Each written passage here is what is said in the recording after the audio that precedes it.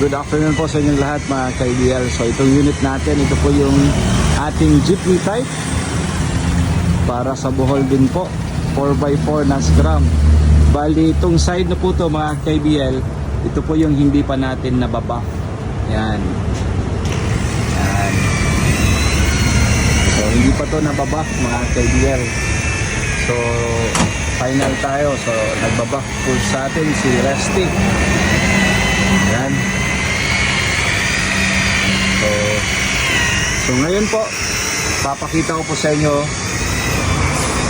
yung nabuff na natin na side dito sa kabila.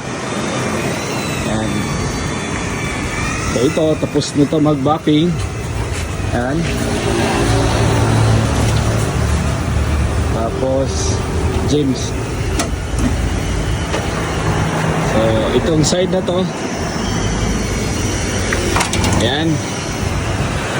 Ito tapos lang mabuff natin. Yan. So parang nananalamin lang tayo. So sinogig kayo mga ka-IDL. So kanina side makita ginin yung reflection. Kanina buff kanina side. So kato ganina wala pa to na buff mga ka-IDL.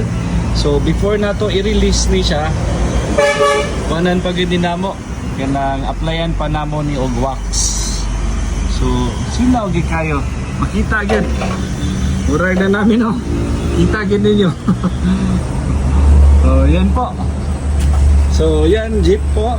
Ali nag final tayo nito. Yan po yung rims nito. Nakamag wheels. Ayan. So mura na gud sa amin. Wapo. Ayan. So nag-buff nito si Resty. Ayan, Ninja. So ayan po. Si Jovelyn ng Panglao ng Dawis Bohol. So happy tigit ni Mahuman, final ta sa unit. So hopefully by next week mapadala na hinamo. So kani mo na ito ang ligid kita ninyo. So check na to, kita ang side. Yan po. Yan. Buyag nindot yun. Sinogig kayo mga ka-IDL. Mo ni siya ang reflection na to kita ninyo ako anang kon. So ayan. So pakita natin to. Ito po ang scrum jeepney type na i-deliver natin sa Dawis Bohol. Ayan po. So 4x4 po to mga ka-IDL. Ayan. So iba-vlog po natin yan, itong unit natin pag natapos na po lahat.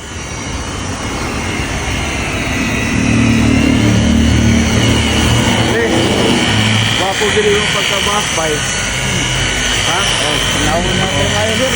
Sinawagin kayo.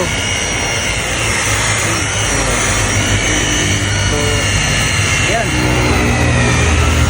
Pero kaniha trapuhan sa nato ni kay kung makuha na siya kani siya bay pilit na mupilit na unya mupilit magaras.